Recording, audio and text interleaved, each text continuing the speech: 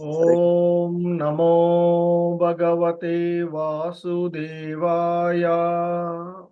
ఓం నమో భగవతే వాసుదేవాయ.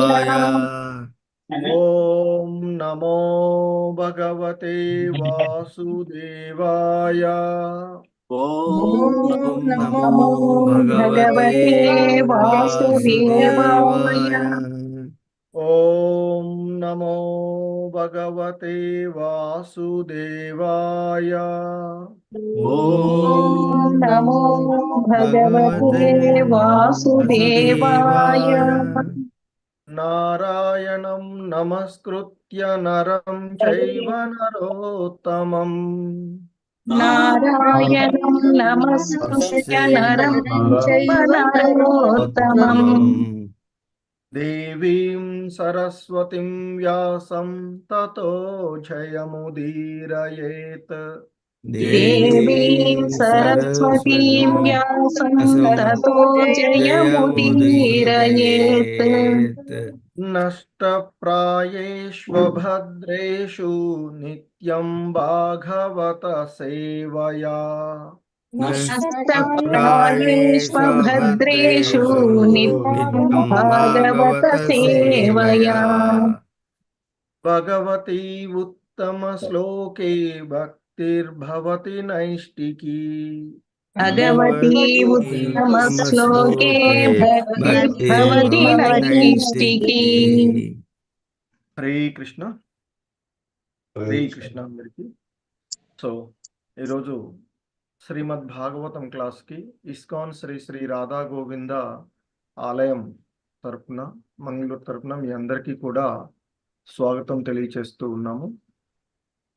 సో ఈరోజు మనము శ్రీమద్ భాగవతము లోని 3వ స్కందము, అందులో 25వ అధ్యాయంలోని 14 మరియు 15వ శ్లోకాలను ఇస్కాన్ వ్యవస్థాపక ఆచార్యులైనటువంటి శ్రీల ప్రభుపాదుల వారి యొక్క భాష్యము భావంతో అవగాహన చేసుకోవడానికి ప్రయత్నం చేద్దాము.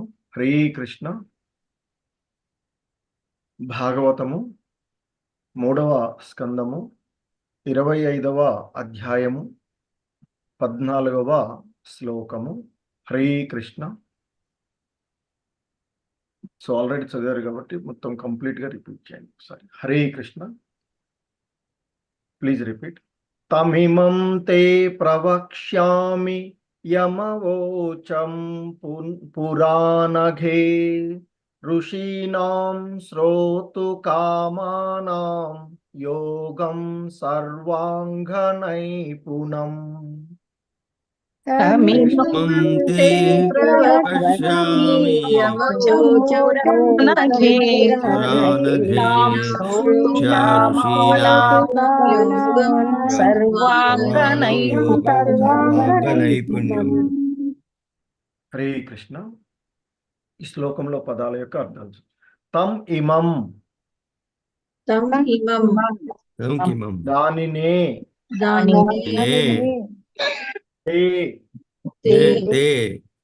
నీకు, ప్రవక్ష్యామి నేను వివరింతును, యం ఏదైతే, అవోచం నేను వివరించితినో, పురా పూర్వము, అనఘే ఓ పుణ్యురాలవగు జనని, ఋషీణాం ఋషులకు, శ్రోతుకామానాం వినగోరినట్టి, యోగం యోగ విధానము, సర్వ అంగ అన్ని విధములా అన్ని విధములా నైపుణం నైపుణ్యం ఉపయుక్తమైనది మరియు ఆచరణీయమైనది. ఉపయుక్తమైనది మరియు ఆచరణీయమైనది. హరే కృష్ణ. భావము బై శ్రీల ప్రభుపాద. ఓ పరమపుణ్య జనని, పూర్వము ఋషులకు వివరించబడిన పురాతన యోగ విధానమును నేనిప్పుడు నీకు వివరింతును. అది అన్ని విధముల ఉపయుక్తమైనది మరియు ఆచరణ యోగ్యమైనది. హరే కృష్ణ. Please repeat. ఓ పరమపుణ్య జనని, ఓ పరమపుణ్య జనని, పూర్వము ఋషులకు వివరింపబడిన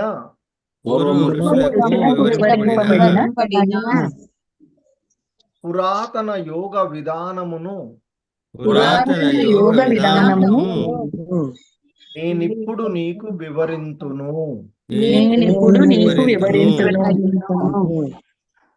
అది అన్ని విధముల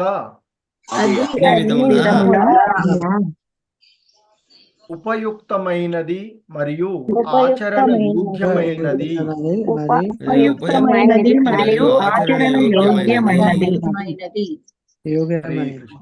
భాష్యము. భగవానుడు ఈనాడు కొత్త ప్రయోగ విధానమును తయారు చేయబోడు. ఎవరో అవతార పురుషుడు తయారయ్యాడని, పరతత్వానికి కొత్త అవగాహన తెలుపుతున్నాడని పలుకుట సర్వసాధారణ విషయమే.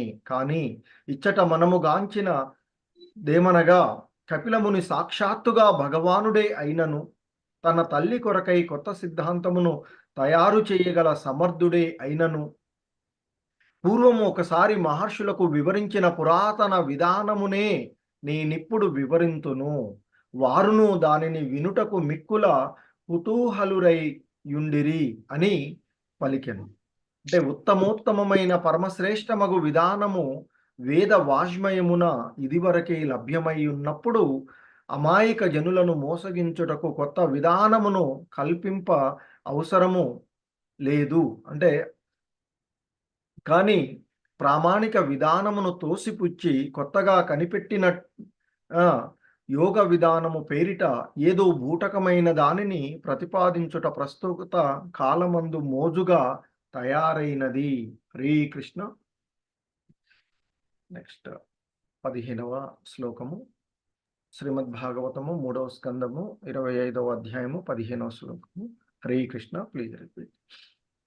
చేత కల్వస్య బంధాయ ముక్తయే చాత్మనో మతం బంధాయ రతం వాం పుంసి ముక్తయే. హరే కృష్ణ.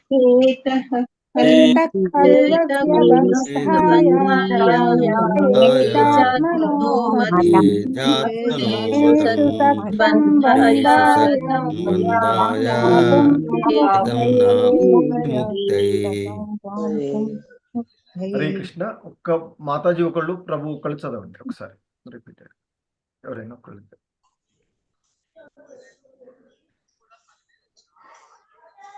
హరే కృష్ణ ప్రభుజీ చదవమంటారా? హరే కృష్ణ. మీరు చదవండి మాతాజీ, తర్వాత సూర్యప్రకాశ్ రావు ప్రభు చదువుతారు. ఓకే ఓకే, మీరు చదవండి మాతాజీ. చేత కల్వస్య బంధాయ ముక్తయే చాత్మనో మతం గుణేషు సక్తం బంధాయ రతం వా పుంసి ముక్తయే. హరే కృష్ణ ప్రభుజీ. హరే కృష్ణ ప్రభుజీ. ధన్యవాద ప్రణామ. చేత కల్వస్య బంధాయ ముక్తయే చాత్మనో మతం గుణేషు సక్తం బంధాయ రతం నా పుంసి ముక్తయే. హరే కృష్ణ. హరే కృష్ణ. సో ఈ శ్లోకంలో ఉన్న పదాల యొక్క అర్థం చూద్దాం. చేతః చైతన్యము, ఖలు నిక్కముగా, అస్య అతని యొక్క బంధాయ బంధనము కొరకు ముక్తయే ముక్తయే ముక్తి కొరకు ముక్తి కొరకు చ చ మరియు మరియు ఆత్మనః ఆత్మనః జీవుని యొక్క జీవుని యొక్క మతం మతం భావింపబడినది భావింపబడినది గుణేషు గుణేషు త్రిగుణములందు త్రిగుణములందు సక్తం సక్తం ఆకర్షింపబడును ఆకర్షింపబడును బంధాయ బంధాయ బద్ధ జీవనము కొరకు బద్ధ జీవనము కొరకు రతం రతం ఆసక్తము ఆసక్తము వా వా లేక లేక పుంసి పుంసి పరమ పురుషుని యందు పరమ పురుషుని యందు ముక్తయే ముక్తయే ముక్తి కొరకు ముక్తి కొరకు హరే కృష్ణ. భావము: ఏ స్థితి యందు జీవుని చైతన్యము ప్రకృతి త్రిగుణములచే ఆకర్షింపబడునో అది ఏ బద్ధ జీవనమనబడును. కానీ అదే చైతన్యము భగవానుని ఎడ ఆసక్తమైనప్పుడు మనుజుడు ముక్త చైతన్యమునందు స్థితి కలిగిన వాడగును. హరే కృష్ణ. Please repeat. ఏ స్థితి యందు జీవుని చైతన్యము ప్రకృతి త్రిగుణములచే ఆకర్షింపబడునో అది ఏ బద్ధ జీవనమనబడును. కానీ అదే చైతన్యము భగవానుని ఎడ ఆసక్తమైనప్పుడు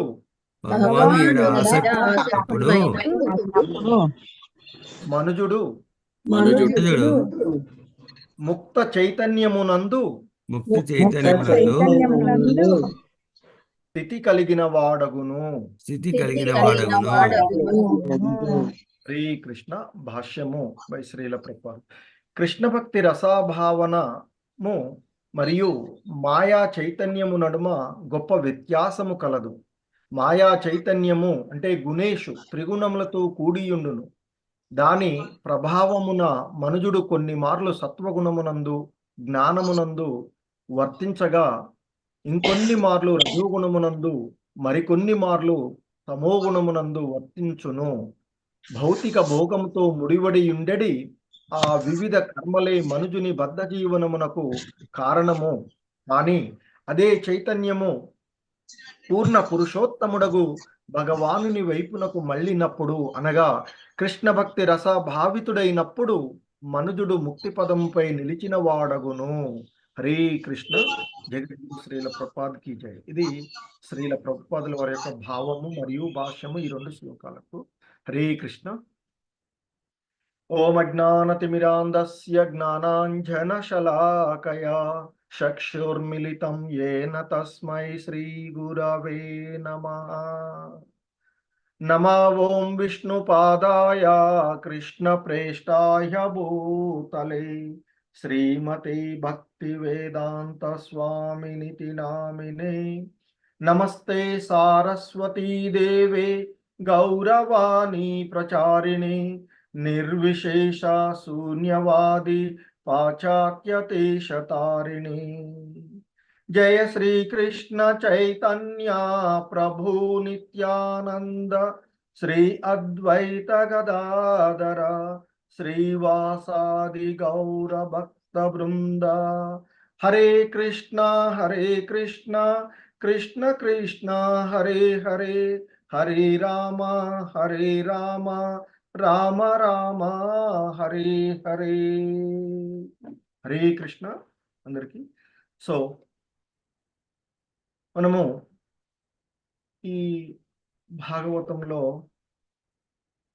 3వ స్కందంలోని 25వ అధ్యాయమైనటువంటి భక్తి యోగ మహిమ అనేటువంటి ఈ అధ్యాయంలో ఆ మైత్రేయ ముని విదురుడుకు వివరిస్తూ ఉన్నటువంటి అంశాలను చూస్తున్నాం. అందులో ముఖ్యంగా ఆ దేవహూతి తన పుత్రుడుగా అవతారం తీసుకున్నటువంటి ఆ పూర్ణ పురుషోత్తముడైనటువంటి భగవానుని ఆశ్రయించి ఆయనే తనకు ఏకైక ఆశ్రయముగా భావించి ఆయనని శరణుజొచ్చినటువంటి విషయాన్ని, ఎందుకంటే ఆమె చెప్తుంది, ఏకైక శరణ్యుడు అయినందున నీ యొక్క పాదపద్మాలను నేను ఆశ్రయించాను కనుక ఈ సంసార వృక్షాన్ని, అంటే ఈ భవబంధనాలన్నిటి నుండి నన్ను బయటపడవేయి. ఎందుకంటే ఈ సంసార వృక్షాన్ని నరికివేయగలిగేటువంటి గొడ్డలి వంటి వాడవు నీవు.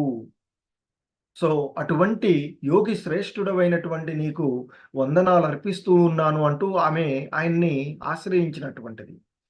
సో ఆ విధంగా ఆయనను ఆశ్రయించినటువంటి దానికి ఆ భగవానుడు, కపిల భగవానుడు ఇక్కడ ఎంతో సంతసించి, ఎందుకంటే ఆమె జీవుడి యొక్క వాస్తవిక ధర్మమైనటువంటి విషయాలను గురించి అడిగి తెలుసుకోవలసిన జిజ్ఞాసురాలై ఉన్నటువంటి అంశాన్ని ఆ భగవంతుడు గ్రహించి, సో ఆమె ఆ విధంగా అడిగినటువంటి విషయాలకు మనసులో ఆమెని అభినందించి, ఇక ఆ తత్వవేత్తాన్ని, అంటే ఈ భవబంధనాల నుండి బయటపడేటువంటి మార్గాన్ని ఆ భగవంతుడు బోధించడం ప్రారంభించి చెప్తున్నటువంటి అంశాలను చెప్తున్నాం.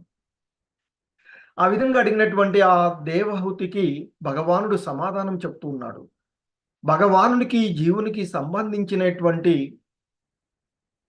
జీవుని యొక్క అంతిమ గమ్యానికి ఉద్దేశించబడినటువంటిది ఈ భౌతిక జగమునందు సుఖదుఖముల ఎడ వైరాగ్యమును కలిగించినటువంటి విధానము, ఆ యోగమే అతి శ్రేష్టమైనటువంటి యోగ విధానము అంటూ ఆ భగవంతుడు చెప్పడం ప్రారంభిస్తూ జరుగుతున్నటువంటిది.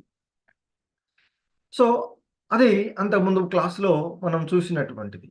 ఇంకా ఆయన కొనసాగిస్తూ చెప్తున్నారు, ఆ దేవహూతితో చెప్తున్నారు, తమిమం తే ప్రవక్ష్యామి యమవోచం పురాణఘే ఋషీణాం శ్రోతు కామానాం యోగం సర్వాంగ నైపుణం. సో ఇంకా ఆయన అంటున్నాడు, ఆ కపిల భగవానుడు తన తల్లి అయినటువంటి దేవహూతితో ఈ విధంగా పలుకుతూ ఆయన అంటున్నారు, ఓ పరమపుణ్య జనని, ఓ పుణ్యవంతురాలైనటువంటి, ఓ పాపరహితురాలైనటువంటి తల్లి, పూర్వము ఋషులకు వివరింపబడిన పురాతన యోగ విధానమును నేనిప్పుడు నీకు వివరింతును. నీవు అడిగినటువంటి విషయం, ఈ బంధనాల నుండి, ఈ భౌతిక బంధనాల నుండి బయటపడేసేటువంటి మార్గం నువ్వు అడిగావు కదా, అది ఇప్పుడేదో నేను కొత్తగా తయారు చేసేటువంటిది కాదు. పూర్వము ఋషులకు వివరించబడినది, తద్వారా వాళ్ళు ఆనందించినటువంటిది, వాళ్ళు ఆత్మానుభూతిని పొందినటువంటి విషయాలను, ఆ పురాతన యోగ విధానమునే నేనిప్పుడు నీకు వివరిస్తాను. అంతకుముందు కూడా వచ్చింది మనకి ఈ సాంఖ్యతత్వం ఏదైతే ఉందో అది ఇప్పుడు మరలా చెప్పబడుతుంది. అంతకు ముందు చెప్పబడినటువంటిదే తిరిగి, ఎందుకంటే దాని యొక్క క్రమము యోగం నశించినట్లు అనిపించడం వలన మళ్ళీ దాన్ని తిరిగి చెప్తున్నాను అని చెప్తున్నారు. సో అదే విషయాన్ని మరలా ఇక్కడ చెప్తున్నారు, ఓ తల్లి, పూర్వము ఋషులకు వివరించబడినటువంటి పురాతన యోగ విధానమునే నేనిప్పుడు నీకు తెలియచేస్తూ ఉన్నాను.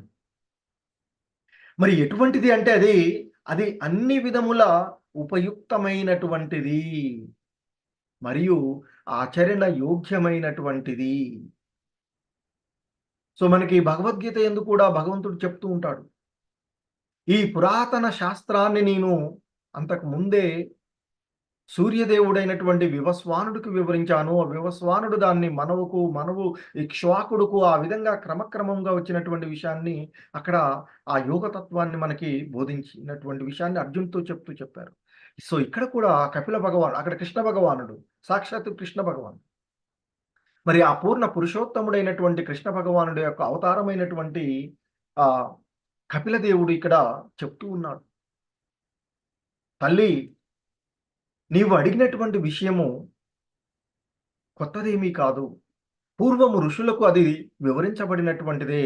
అంటే వేదాలలో, శాస్త్రాలలో ఉన్నటువంటి విధానమే. దాన్నే నీకు మళ్ళీ వివరిస్తాను. ఎందుకంటే అది అన్ని విధాల జీవులకు ఉపయోగకరమైనటువంటిది, వినగోరినటువంటిది, అంతేకాకుండా ఆచరణ యోగ్యమైనటువంటిది అంటూ చెప్తూ ఉన్నారు.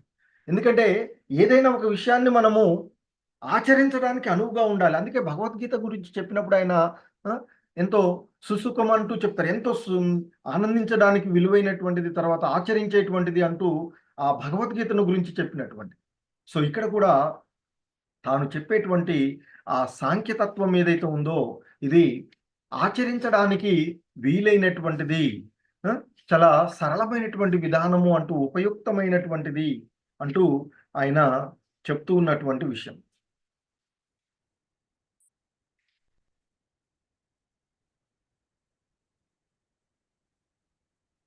సో మనకి భగవద్గీతలో కూడా కృష్ణ భగవాన్ చెప్తూ ఉంటారు. ఆ 9వ అధ్యాయం 2వ శ్లోకంలో రాజవిద్య రాజగుహ్యం పవిత్రమిదముత్తమం ప్రత్యక్షాగమం ధర్మ్యం సుసుఖం కర్తుమవ్యవం అంటూ చెప్తుంటారు కదా.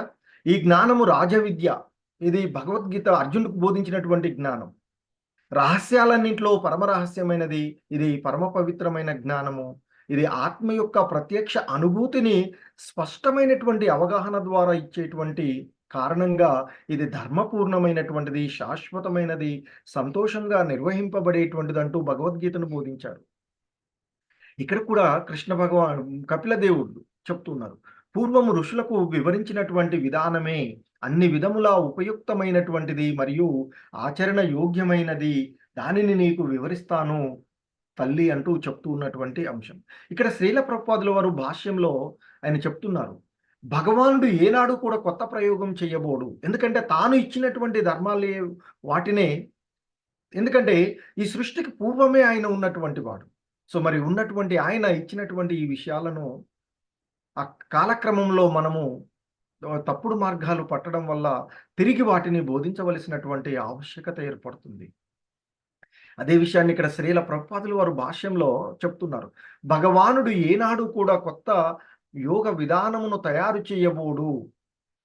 ఎవరో ఇక్కడ మనకి, ఎందుకంటే ఈ కాలక్రమంలో చూస్తూ ఉంటాం, మనం చూస్తే ఎవరో కొత్త అవతార పురుషుడయ్యాడని, పరతత్వానికి కొత్త అవగాహన తెలుపుతూ ఉన్నాననేటువంటి విషయాలు ఈ యుగాల్లో జరుగుతూ ఉండేటువంటి గరాన మోసగాళ్ళు, మాయ చేత ప్రభావితులైనటువంటి వాళ్ళు పలికేటువంటి పలుకులు మనకి సర్వసాధారణమే అని చెప్తున్నారు.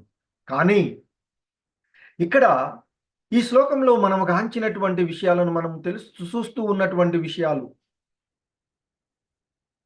ఏమిటంటే, కపిలముని సాక్షాత్తుగా ఆ భగవంతుడే అయినప్పటికీ, కృష్ణ భగవానుడే అయినప్పటికీ కూడా తన తల్లి కోసం కొత్త సిద్ధాంతాన్ని ఆమె అడిగితే ఏదైనా తయారు చేయగలిగేటువంటి సమర్థుడే అయినను ఆయన భగవద్గీతలో ఏ విధంగా అయితే అంతకు ముందు వివరించినటువంటి అంశాలను చెప్పాడో అదే మాదిరిగా పూర్వము ఒకసారి మహర్షులకు వివరించినటువంటి పురాతన విధానమునే నీకు నేను వివరిస్తాను అమ్మ అంటూ చెప్పినటువంటి విషయాన్ని ఇక్కడ గుర్తు చేస్తూ ఉన్నారు. ఎందుకంటే అది ఆల్రెడీ ప్రూవ్ అయింది. ఒక విషయం నిర్ధారించబడిన తర్వాత మళ్ళీ కొత్తదాన్ని తయారు చేయవలసిన అవసరం ఏముంది? సో ఎందుకంటే ఆ తత్వ శాస్త్రం, సాంఖ్యతత్వం ఏదైతే ఉందో అది ఆల్రెడీ ప్రూవ్ అయినటువంటి విషయం. కానీ కాలక్రమంలో మాయా మోహితులైనటువంటి వాళ్ళు దాన్ని తప్పుడు మార్గాలలో ఉపయోగించడం వలన భగవానుడు తిరిగి దాన్ని బోధించవలసినటువంటి ఆవశ్యకత ఏర్పడిన విషయాన్ని చెప్తూ ఉన్నారు.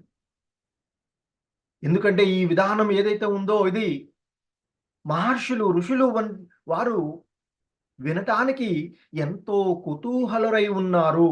అంటే దానిలో ఉండేటువంటి తత్వాన్ని వాళ్ళు అనుభూతమునర్చుకోగలిగినటువంటి జ్ఞానం, విషయాలను వినడం, ఆ విన్నటువంటి విషయాలను విజ్ఞానపరం ఇక్కడ. సో మరి ఆ విధంగా ఆ విజ్ఞానపరంగా అనుభూతి పొందినటువంటి విషయాలనే ఆయన తెలియచేస్తూ ఉన్నాను. ఎందుకంటే ఉత్తమమైనటువంటి పరమ శ్రేష్టమైనటువంటి విధానము వేద వాస్మయమునందు ఇంతకు ముందే ఉన్నటువంటిది. కానీ ఈ మాయా మోహితులైనటువంటి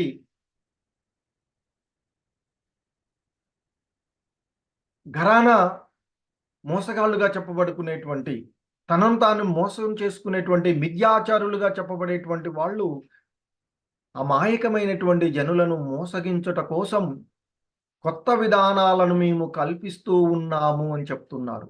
దాన్నే నిరసిస్తూ శ్రీల ప్రభుపాదులు వారు అంటారు, ఉత్తమోత్తమైన పరమశ్రేష్టమైన విధానము వేద వాస్మయమునందు ఇంతకు ముందే ఉన్నప్పటికీ అమాయక జనులను మోసగించుటకు కొత్త విధానమును కల్పిస్తూ ఉన్నామని చెప్తున్నారు. కానీ అలాంటి అవసరం లేదు, కల్పింపనవసరము లేదు అంటూ చెప్తున్నారు. కానీ ప్రామాణిక విధానాన్ని తోసిపుచ్చి కొత్తగా కనిపెట్టిన యోగ విధానము పేరుతో ఈ భూటకమైనటువంటి విషయాలను ప్రతిపాదిస్తూ ప్రస్తుత కాలంలో అదొక మోజుగా ఫ్యాషన్గా తయారైంది అంటూ ఈ ఇప్పుడున్నటువంటి మిథ్యా తత్వాలని శ్రీల ప్రభుపాదుల వారు నిరసిస్తూ చెప్పినటువంటి అంశాన్ని చూస్తున్నాం మనం ఇక్కడ. సో ఇంకా ఆ కపిల భగవానుడు తన తల్లితో చెప్తూ ఉన్నటువంటి అంశం, చేత కల్వస్య బంధాయ ముక్తయే చాత్మనో మతం గుణేషు సక్తం బంధాయ రతం వా పుంసి ముక్తయే. సో ఇంకా చెప్తున్నారు చేతాహ అంటే చైతన్యము గురించి. సో ఆయన ఇంకా తన తల్లి అయినటువంటి దేవహూతితో కపిల భగవానుడు చెప్తూ ఉన్నటువంటి విషయం ఇంకా ఆయన ఈ విధంగా కొనసాగిస్తూ చెప్తున్నారు, ఏ స్థితి యందు జీవుని యొక్క చైతన్యము ప్రకృతి త్రిగుణముల చేత ఆకర్షింపబడునో అది ఏ బద్ధ జీవనము. కానీ అదే చైతన్యము భగవానుని ఎడ ఆసక్తి అయినప్పుడు మనుజుడు ముక్త చైతన్యమునందు స్థితిని కలిగిన వాడగును. సో మనకి భగవద్గీత యందు భగవానుడు చెప్తారు, జీవులు రెండు అంటే బద్ధ జీవులు ముక్త జీవులుగా చెప్పబడేటువంటి అంశాలు. సో ఇక్కడ దానికి ఆ బద్ధం జీవనము అంటే ఏంటి, ముక్త జీవనము అంటే ఏంటి అనేటువంటి విషయాలను చాలా చక్కగా ఇక్కడ మనకి వివరిస్తూ ఉన్నటువంటి అంశం. సో ఎందుకంటే ఇక్కడ మనకి ఆయన ఏ స్థితి అయితే జీవుడి యొక్క చైతన్యము సాధారణంగా జీవుడు అనేటువంటి దానికే ఆయన చైతన్య స్థితే జీవము అనేటువంటి విషయాన్ని చెప్తూ ఉంటుంటారు శ్రీల ప్రభుపాదుల వారు. ఎందుకంటే జీవ నిర్జీవ పదార్థానికి భేదము ఏంటంటే ఆయన ప్రశ్నలు వాళ్ళు అడుగుతూ ఉన్నటువంటి ఆ అంశాలలో వారు శ్రీల ప్రభుపాదుల వారు చెప్తూ ఉంటుంటారు, జీవము ఉన్నది అనడానికి చైతన్యమే మొదటి లక్షణము అని చెప్తూ ఉంటారు ఆయన. చైతన్యము ఉంటేనే అంటే సాధారణంగా శాస్త్రవేత్తలు చెప్పేటువంటి అంశం ఏంటంటే జీవము కలదానికి లేదా జీవం లేనటువంటి దానికి భేదం అనేటువంటి దాంట్లో వాళ్ళు చెప్పేటువంటి జీవం కలిగింది చలనం ఉంటుంది, అంతేకాకుండా అది తన వంశాన్ని నిలుపుకొని సంతానాన్ని పుట్టిస్తుంది అంటూ వాళ్ళు చెప్పేటువంటి విషయాలు ఉంటాయి జీవం దానికి. అలాగే జీవం లేని దానికి ఈ రెండు ఉండవు అని చెప్తూ ఉంటుంటారు, అంటే భౌతికమైనటువంటి పదార్థానికి. కానీ శ్రీల ప్రభుపాదుల వారు ఆ ప్రశ్నావళిలో చెప్తూ ఉంటారు, జీవము ఉన్నదని చెప్పడానికి చైతన్యమే మొదటి లక్షణం. చైతన్యము ఉంటేనే జీవి చలించడము, సంతతికి జన్మనివ్వడము జరుగుతుంది. వ్యక్తి చైతన్యము కలిగిన వాడు అవడం వలనే వివాహేచ్ఛ సంతానేచ్ఛ కలుగుతుంది. అది ఆది చైతన్యమూర్తి అయినటువంటి ఆ భగవాన్ని గురించి ఆ ఛాందోగ్యోపనిషత్తు ఉన్నటువంటి విషయాన్ని చెప్తూ ఉంటారు ఆయన. ఏంటంటే భగవంతుడు చెప్తుంటాడు, తదైక్షత బహుశ్యాం అని చెప్పబడినటువంటి అంశాన్ని చెప్తుంటారు.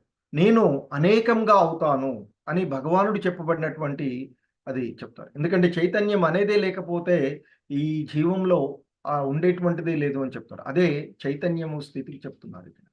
సో కాబట్టి ఆ చైతన్యం ఏదైతే ఉందో ఆ చైతన్యాన్ని ఈ త్రిగుణాల చేత ఆకర్షింపబడి, మనకి ప్రకృతి త్రిగుణాలు సత్వ రజో తమో గుణాలు అనేటువంటి అంశాలు ఉండేటువంటివి. మరి ఈ సత్వ రజో తమో గుణాలకి ప్రభావితులమై ఆ విధంగా ఆ గుణాల ప్రభావం చేత గుణేశ సక్తం అని చెప్తున్నారు. ఈ భౌతిక ప్రపంచంలో ఉండేటువంటి 3 గుణాలు, త్రిగుణమయమైనటువంటి సో మరి ఆ భగవద్గీత యందు కూడా కృష్ణ భగవానుడు చెప్తారు, గుణమయీ మమ మాయ అని చెప్పబడుతుంటారు. అంటే ఆ త్రిగుణాల ప్రభావాలు, ఆ త్రిగుణాలు ఆయన యొక్క ఆధీనంలోనే పనిచేస్తాయి. ఆ గుణాల ప్రభావంతో మనము చేస్తూ ఉంటాం. ఈ గుణాలలో ఆధీనమై ఆ గుణాల చేత ఆకర్షితమై ఉన్నప్పుడు ఆ జీవుడు బద్ధ జీవుడుగా చెప్పబడుతున్నారు అని చెప్తున్నారు.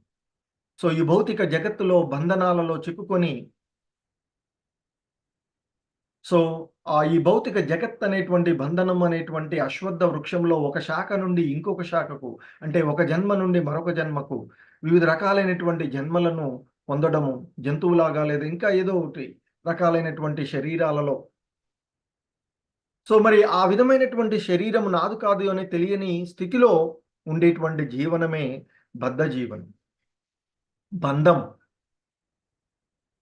మరి ఆ విధంగా ఉండేటువంటి ఆ జంతు జీవనాన్ని గడుపుతున్నటువంటి వారికి విముక్తి అంటే ఏమిటో తెలియదు అని చెప్తున్నారు. కానీ ఎవరైతే కృష్ణ చైతన్యమునందు ఆ చైతన్య అది ఏదైతే ఉందో దానిని భగవంతుని ఎడ ఆసక్తి చేసినప్పుడు, సో అంటే జీవుడి యొక్క వాస్తవికమైనటువంటి స్థితిని తెలుసుకున్నప్పుడు, అది అటువంటి స్థితిని ముక్త స్థితి అని చెప్తారు. అంటే అప్పుడు మనుజుడు ముక్త చైతన్య స్థితి నందు ఉన్నాడు అని, ముక్త చైతన్య స్థితిని కలిగినటువంటి వాడు అని చెప్పబడుతుంది అంటూ చెప్తున్నారు ఇక్కడ. అలాగే శ్రీల ప్రభుపాదుల వారు చెప్తున్నారు, కృష్ణ భక్తి భావనము మరియు మాయా చైతన్యము నడుమ గొప్ప వ్యత్యాసము కలదు అంటూ చెప్తున్నారు.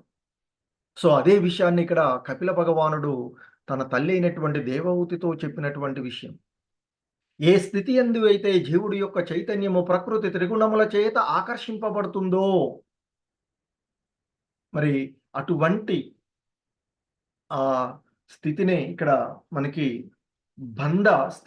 బద్ధ జీవన స్థితి అని చెప్తున్నారు. కానీ అదే చైతన్యమును ఆ భగవానుడి ఎడ, అంటే ఆ భగవంతుని యొక్క సేవలో నిమగ్నం చేసినట్లయితే అది ఆ ముక్త స్థితి అనబడుతుంది అంటూ ఈ కృష్ణ భక్తి భావనకు, అంటే మనకు ఆ కృష్ణ చైతన్యంలో ఉండేటువంటి స్థితికి మాయా చైతన్యంలో ఉండేటువంటి స్థితికి మధ్య ఉండేటువంటి భేదాన్ని ఆయన మనకి ఇక్కడ వివరిస్తూ ఉన్నారు. ఎందుకంటే ఈ మాయా చైతన్యము అనేటువంటిది ఆ త్రిగుణములతో కూడి ఉంటుంది అని చెప్తున్నారు. గుణేషు అని చెప్పబడినటువంటిదిగా త్రిగుణాల చేత, అంటే సత్వ రజో తమో గుణాల చేత అది మిళితమై ఉంటుంది అని చెప్తూ ఉన్నారు. దాని ప్రభావం చేత ఆ మానవుడు కొన్నిసార్లు సత్వగుణమునందు, ఎందుకంటే జ్ఞానము ఉన్నట్లుగా ప్రవర్తిస్తూ ఉంటుంటాడు. మరికొన్నిసార్లేమో రజోగుణమునందు, అంటే ఈ భౌతిక బద్ధ జీవనంలో ఈ ప్రకృతి పైన ఆధిపత్యము చలాయించాలి అనేటువంటి భావంతో ఉంటుంటాడు. కొన్నిసార్లు తమో గుణములో, అంటే అజ్ఞాన అంధకారంలో ఉండిపోయేటువంటి స్థితులను ఆయన ఇక్కడ మనకి తెలియచేస్తూ ఉన్నటువంటి అంశం.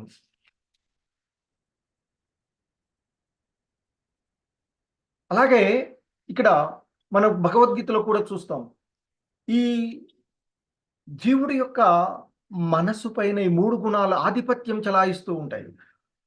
సత్వ రజో తమో గుణాలు, ఈ 3 గుణాలు కూడా ఒకదానితో ఒకటి పోటీ పడుతూ ఉంటుంటాయి. అలాగే భగవద్గీతలో మనకి ఆ 7వ అధ్యాయంలో చెప్తూ ఉంటాట. దైవీ హేష గుణమయి మమ మాయ దురత్యయ మామేవ ఏ ప్రపద్యంతే మాయామేతాం తరంతితే అంటూ చెప్పబడినటువంటి శ్లోకంలో.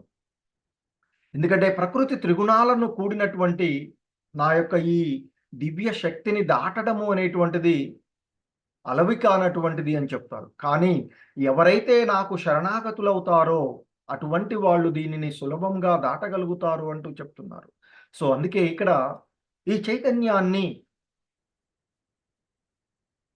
ప్రకృతి త్రిగుణాల వైపుకు కాకుండా, ఎందుకంటే ఆయనే చెప్పారు భగవద్గీత యందు, ప్రకృతి త్రిగుణాలను కూడినటువంటి నా దివ్య శక్తి అంటే మాయాశక్తి, మాయా చైతన్యం ఏదైతే ఉందో అది చాలా దాటశక్యము కానటువంటిది. అంటే దాని నుండి బయటపడలేనటువంటిది. ఎందుకంటే ఇంకా ఇంకా అందులోనే అనురక్తులను చేసేటువంటిది. కానీ ఎవరైతే ఆ భగవంతునికి శరణుజొచ్చుతారో శరణాగతులైనటువంటి వారు దానిని సులభంగానే దాటగలుగుతారు. ఎందుకంటే భక్తి అనేటువంటి ఒక స్థిరమైనటువంటి పడవలో కూర్చున్నటువంటి వాళ్ళు అని చెప్తూ ఉంటారు. ఎందుకంటే భగవంతుడికి అసంఖ్యాకమైనటువంటి శక్తులు ఉన్నాయని, ఆ శక్తులన్నీ కూడా దివ్యమైనటువంటివి. మరి కాబట్టి ఆ భగవంతుని యొక్క అంశలైనటువంటి ఆ చైతన్య స్థితిలో ఉన్నటువంటి వాళ్ళు ఆ చైతన్యాన్ని భగవంతుడి ఎడ అంటే మనము భగవంతుని యొక్క సేవకులము, మన యొక్క ఏకైక గమ్యము ఆ భగవంతుణ్ణి శరణజొచ్చుటయే అనేటువంటి స్థితిని మనము ఆలోచించగలిగినప్పుడు అది ముక్త చైతన్య స్థితి కలిగి ఉన్నటువంటి జీవులు అంటూ చెప్తూ ఉన్నారు శ్రీల ప్రభుపాదుల వారు.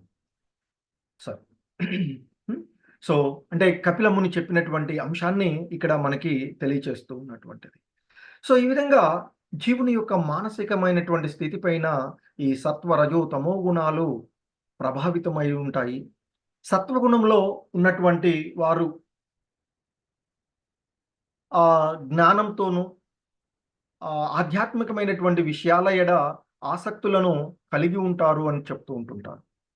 ఇక రజోగుణంలో ఉన్నటువంటి వారు ఈ ప్రకృతి పైన ఆధిపత్యము చలాయించాలి, తామే భోక్తలము అనేటువంటి ఈ విషయాన్ని చెప్తుంటారు. ఎందుకంటే మనకి భగవద్గీతలో చెప్తారు ఆయన సత్వగుణ లక్షణాలంటూ కూడా చెప్పబడినట్టు శాంతి, ఆత్మ నిగ్రహము, తపస్సు, శుభ్రత, ఓర్పు, నిజాయితీ, జ్ఞానము, విజ్ఞానము, ధార్మికత అనేవి బ్రాహ్మణులు అంటే సత్వగుణంలో ఉండేటువంటి వాళ్ళు చేసేటువంటి లక్షణాలు అని చెప్తూ ఉంటుంటారు. ఇక రజోగుణంలో ఉండేటువంటి వాళ్ళు శౌర్యము, శక్తి, దృఢ నిశ్చయము వంటి వాటితో ఉంటూ రజోగుణ స్వభావం. ఇక తమో గుణంలో ఉండేటువంటి వాళ్ళు ఎప్పుడు కూడా అజ్ఞాన అంధకారంలో ఉండేటువంటి. సో ఈ విధంగా 3 గుణాలు కూడా ఆ జీవుడిపై ఉన్నప్పుడు ఆ గుణాలు ఆధిపత్యం అంటే ఆయన చెప్తారు ఒక్కొక్కసారి రజో తమో గుణాలను ఓడించి సత్వగుణము ఆధిపత్యం చలాయిస్తూ ఉంటుంది. సత్వగుణము ఆధిపత్యం చలాయించినప్పుడు జీవుడు సాత్వికమైనటువంటి దైవీ లక్షణాలను ప్రదర్శిస్తూ ఉంటుంటాడు. ఎప్పుడైతే రజో తమో గుణాలు ఆధిపత్యం చలాయిస్తూ ఉంటాయో అసుర భావాలు అతనిలో ఉండేటువంటి స్వభావం చూస్తూ ఉంటుంటాం. సో ఈ విధంగా ఈ గుణాలు ఒకదానితో ఒకటి పోటీ పడుతూ అంటే ఈ గుణాలకు ప్రభావితులైనటువంటి వాళ్ళు బద్ధ జీవనంలో ఉన్నటువంటి వాళ్ళలో ఈ 3 గుణాలు కూడా ఒకదానిపైన ఒకటి ఆధిపత్యం చలాయిస్తూ అవి ఈ బద్ధ జీవనంలో కొనసాగేలాగా ఇంకా ఇంకా ఆ బద్ధ జీవనంలోనే ఉండేటట్లు చేస్తూ ఉంటాయి. అది ఆ భగవంతుని యొక్క మాయాశక్తి.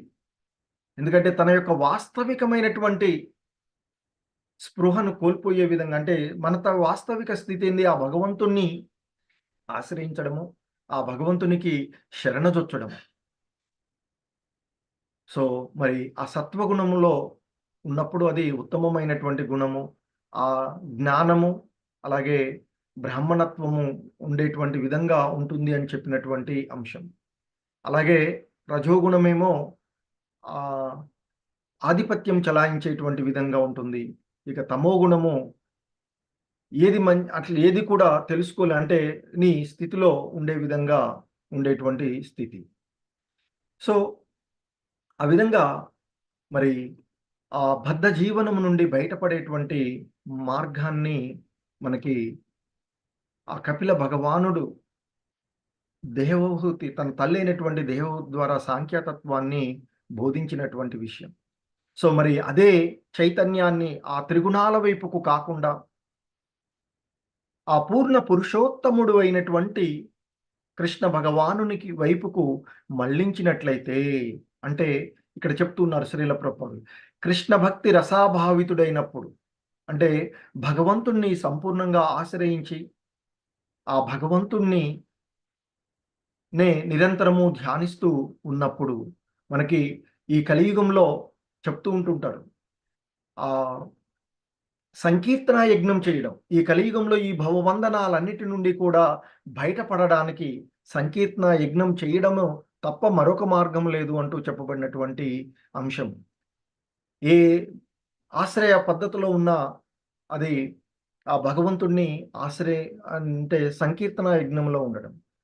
సో అందుకే మనకి చైతన్య మహాప్రభుల వారు మనకి శిక్షాష్టకంలో ఇస్తారు.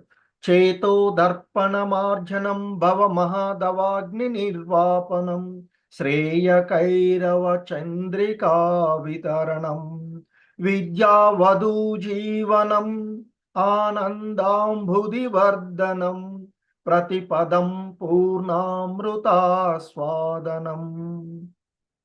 సర్వాత్మస్నపనం పరం విజయతే శ్రీకృష్ణ సంకీర్తనం. సో ఈ జన్మలు పొందుతూ మనము ఈ మాయాతో ఉన్నటువంటి చైతన్యంలో బద్ధ జీవనంలో ఉన్నటువంటి మనము ఎన్నెన్నో జన్మలలో అనంతకాలం నుండి ప్రోగు చేసుకున్నటువంటి ధూళిని తొలగించి ఆ హృదయమును శుభ్రపరిచేటువంటిది. అందుకే చెప్తున్నారు చేతో దర్పణ మార్జనం. మనకు ఆ హృదయంలో పోగైనటువంటి ఆ మాలిన్యాన్ని తొలగించేటువంటిది. అలాగే ఇంకా చెప్తున్నారు భవ మహాదవాగ్ని నిర్వాపనం, అంటే జన్మ మృత్యు భరితమైనటువంటి భౌతిక జీవన అగ్నిని శమింపచేసేటువంటిది శ్రీకృష్ణ సంకీర్తనము అని చెప్తారు. దానికి జయము అంటూ చెప్తారు చైతన్య మహాప్రభుల వారు. ఇంకా చెప్తుంటారు శ్రేయకైరవ చంద్రికా వితరణం, అంటే ఇక్కడ చంద్రుని వంటి చల్లని కిరణాలను ప్రసరింపచేసేటువంటిది అయిన కారణంగా ఆ శ్రీకృష్ణుని అంటే ఆ కృష్ణ సంకీర్తనము సర్వమానవాళికి అతి ముఖ్యమైనది అని చెప్తున్నారు. ఎందుకంటే ఆనందహంబుది వర్ధనం ప్రతి పదం పూర్ణామృతాస్వాదనం. సో అది ఆ శ్రీకృష్ణ సంకీర్తనము సర్వమానవాళికి అతి ముఖ్యమైనటువంటి వరప్రసాదము అని చెప్తున్నారు. ఆధ్యాత్మిక జీవనమునకు ఈ సంకీర్తనమే అని చెప్తున్నారు. కాబట్టి ఆధ్యాత్మిక ఆనంద సాగరాన్ని వృద్ధి చేసేటువంటిది కూడా ఆనందాంబుది వర్ధనం. సో ప్రతి పదం పూర్ణామృతాస్వాదనం సర్వాత్మ స్నపనం పరం విజయతే శ్రీకృష్ణ సంకీర్తనం. ఆధ్యాత్మిక జీవనమును ఈ సంకీర్తనమే, ఆధ్యాత్మిక ఆనంద సాగరాన్ని వృద్ధి చేసేటువంటిది ఈ కృష్ణనామ సంకీర్తనమే సర్వదా పూర్ణామృతాస్వాదనాన్ని కలగజేయగలిగేటువంటిది ఆ నామ సంకీర్తనము అంటూ చెప్తారు. సో కాబట్టి మనము ఈ బద్ధ జీవనము నుండి, ఎందుకంటే ఇక్కడ 2 రకాలైనటువంటి జీవనాలు చెప్తారు మనకి. సో ఆ బద్ధ జీవనము నుండి బయటపడేటువంటి మార్గము ఈ కలియుగంలో మనకున్నటువంటి హరే కృష్ణ నామాన్ని జపించడం, అదే సంకీర్తన. హరే కృష్ణ కృష్ణ కృష్ణ హరే హరే హరే రామ రామ రామ హరే హరే అంటే ఆ నామాన్ని జపించడం ద్వారా ఇక్కడ మనకి ఇవ్వబడినటువంటి 2 తరగతులలో ఆ బద్ధ జీవన స్థితి నుండి మనము ముక్త జీవన స్థితికి పొందడానికి మనకున్నటువంటి ఏకైక మార్గము ఆ చైతన్య మహాప్రభువుల వారు ఈ మానవాళిని కరుణించి మనకి ప్రచారం చేసినటువంటి విషయం. హరే కృష్ణ. అందరికీ ధన్యవాదాలు. హరే కృష్ణ. మాతాజీ, ప్రభుజీ.